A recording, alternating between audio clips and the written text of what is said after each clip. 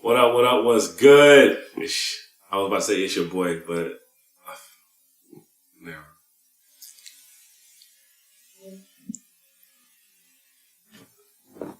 I haven't done a Kennethology rant in front of a video camera in a really long time.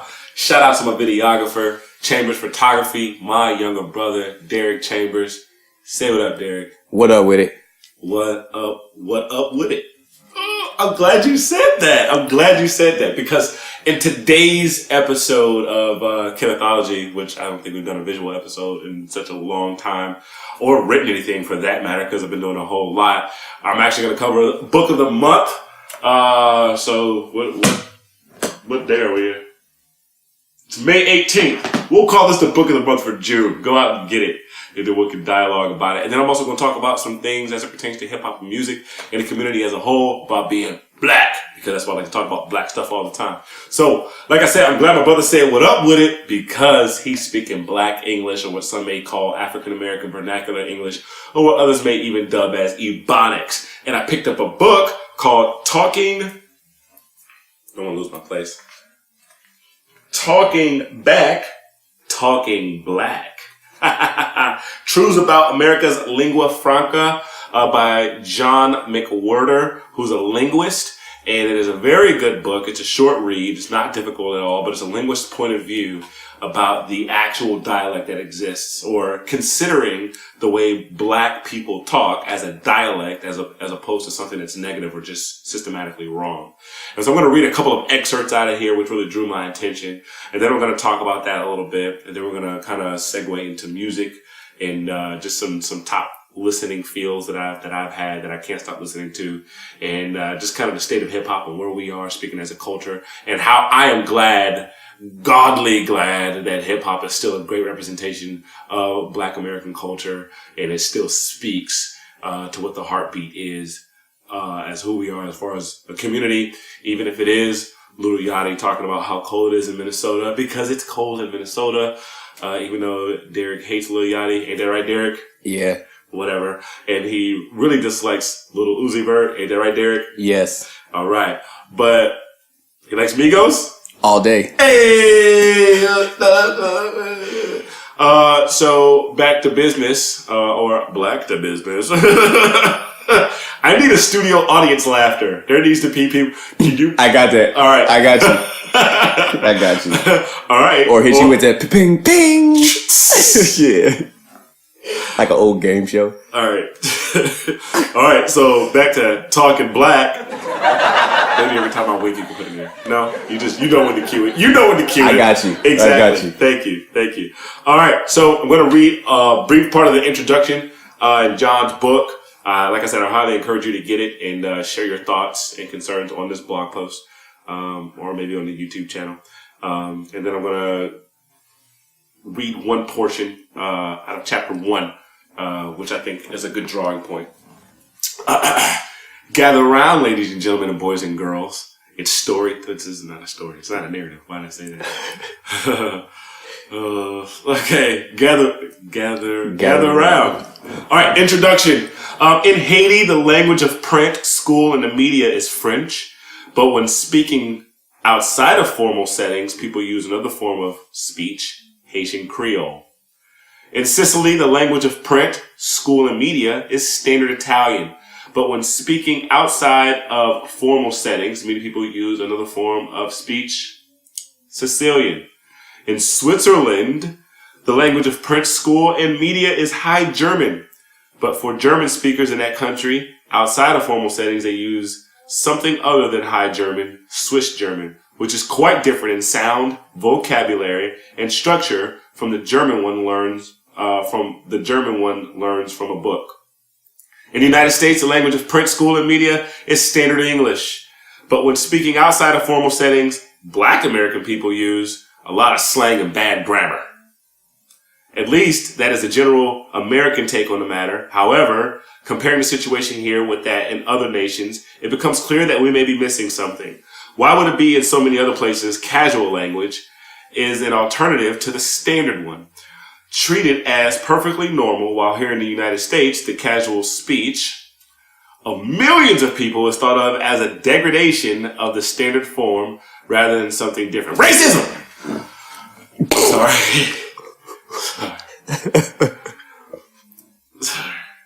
That's my pro-black Tourette's kicking in. No? Okay. Certainly racism is a part of the answer. However, black Americans themselves lack the clear conception of their speech as an alternative form of language that Haitians, Jamaicans, Swiss Germans have. They, as well as whites, tend to be perplexed at the notion of themselves as speaking black English in the way that a Haitian speaks something in addition to French, or Germanophone Swiss speaks something in addition to High German. To America as a whole, black English is rather like ultraviolet light. Scientists, linguists in this case, discuss it, but for almost everybody else in the unperceived abstraction despite permeating our very existences.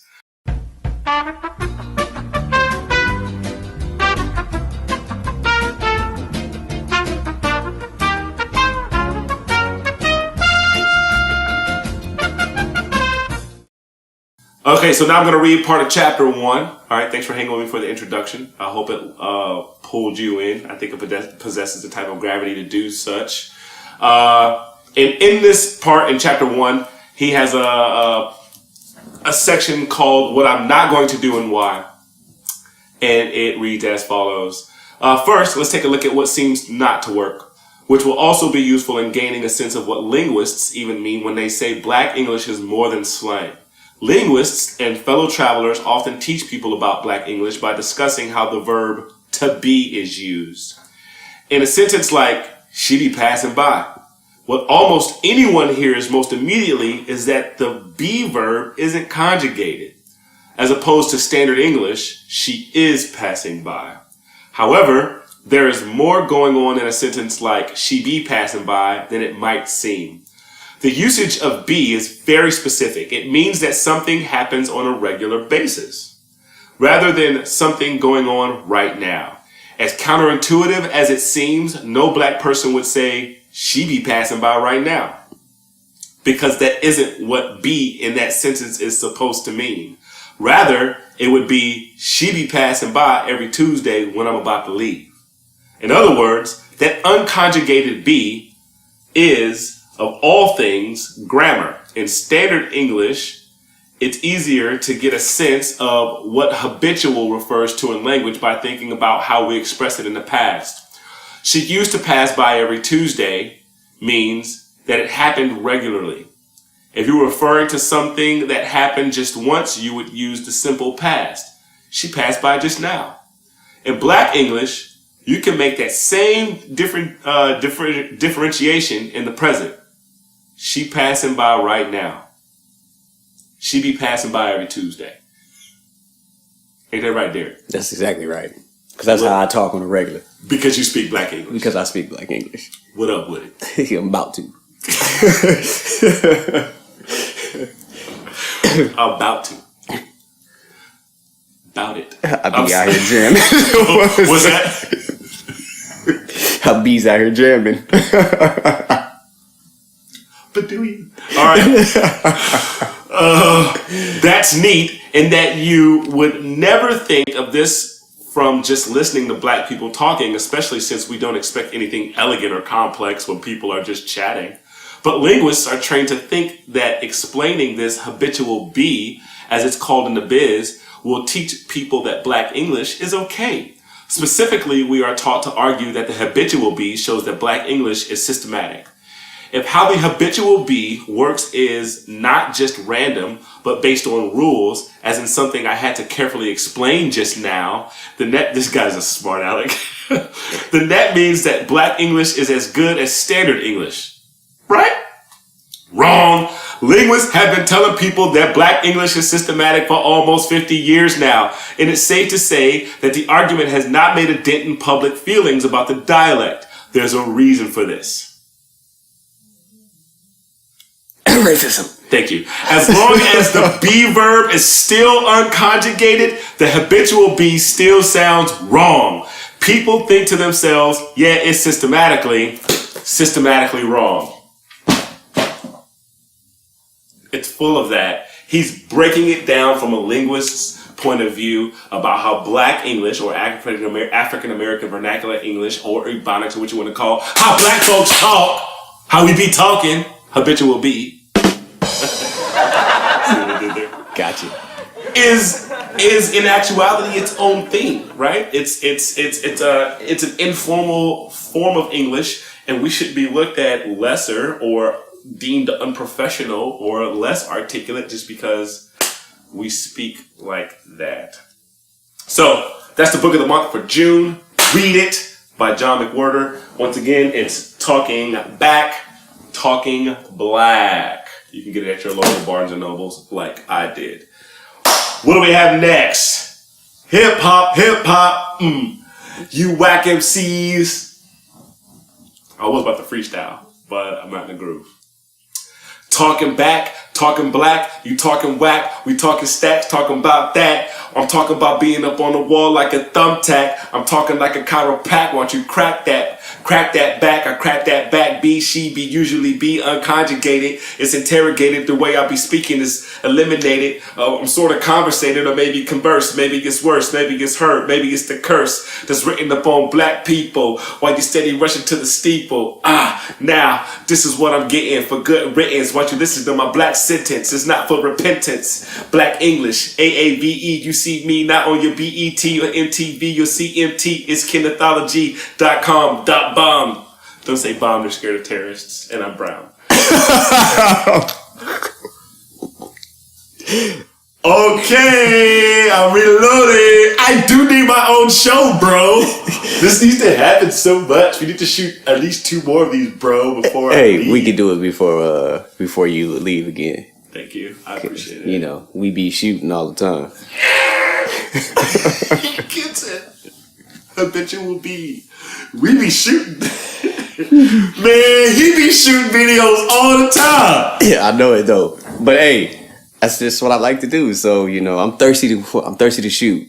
Just like all the time. So Chambers Photography, CP Chambers Productions. This is what he does. Look how crisp I look on your screen. Okay. I'm talking about hip hop right now. Alright, I want to talk about the conscious state of hip hop. Man, so back in the day, what was it like? Back in 2012 when I was talking about making that album Black Grenade? Exactly. Black Grenade, I made it. You can go back to 2012 on this very here website, Kennethology, and look up one of my first episodes, and it was in black and white, and I was talking about the lie of post-racial America. And then after that, almost a year after that, that's when Mike Brown Ferguson happened, and then like the community began to wake up, and then everybody's feeling that, right? The black community, Black Lives Matter launched. I mean, on the shoulders of 2 black women, and here we are today. The culture is, the term woke is now like commercialized. Everyone's aware. We see you. You see what's going on, right? Some of us who were deemed being a little bit extra back in the day, our actions have given credence to what we've been saying. But at the end of the day, we still feel like it doesn't matter. Oh, girl just got off for that freaking shooting of Terrence Crutcher. Clearly just killed a man, murdered him, live on TV. But for reasons, she's getting off. Murderer. And these little punk bars tried to give me 90 days in jail for driving on a license that was my license wasn't even suspended. It was just revoked in the state of Washington. And they was like, we can give you 90 days in jail. This chick killed a person and nothing. I know why. Black. I'm black, and I'm black. I'm black, y'all. I'm black, y'all. So I'm blinking black, y'all. Cause I'm black. Shout out to that movie reference. If you get that movie reference, hit me. Call me ASAP. 9th caller gets free tickets to the Aaron Neville concert. He wears a feather in his ear. All right, now. So the state of hip hop, the state of music, the culture is there. Which, I mean, to me, out of some of the conscious albums that are out now, like Solange, Seat at the Table, nothing was punching with that. Kendrick is punching on that. But I still give it to Solange, because that's big. Edit that out, man. No. Keep that in there. Make myself repeat it 50 times. Send it to her via Twitter. I'm gonna chop it too. I'm gonna have a stutter effect and everything. Right. Have you go like this. Yep, I got you. Then you got Joey Badass, right? All American Badass. Great album. Then Talib Kweli and Styles P teamed up together to make that 7 album, the new Black Star album. And then of course you got Common, Black America again. And people are speaking. People are speaking, people are tired, and it's the way. But we haven't seen this level of consciousness in hip hop since going back to various artists rapping self-destruction, headed for self-destruction. They kind of teamed in. Public Enemy, they was always talking about it. You know what I mean? Like we black, we hella black, we gonna stay black, and we're Public Enemy #1, and that's what they did. So the state of hip hop, that's what's happening right now. The culture is there, and people are speaking from the heart, and I love it. There's so much great music happening right now. So go listen to your Solanges, go listen to your Kendrick Dams, go listen to Joey Badass, All American Badass, which is a great album, and listen to it. And then the Street Soldier is going to be rised up by you listening to Styles P and Talib Kweli, the 7 album. So go listen to that, and also listen to Common's Black America again if you haven't listened to that. Great music. So that is my take on things, and I've been rambling on a little bit too much. Kennethology.com. What else? Am I forgetting anything? I think you covered it. Shout out to Chambers Productions. Boom, boom, boom. If you're in the SoCal area between LA and San Diego, hit him up. Music videos, photography, he does it.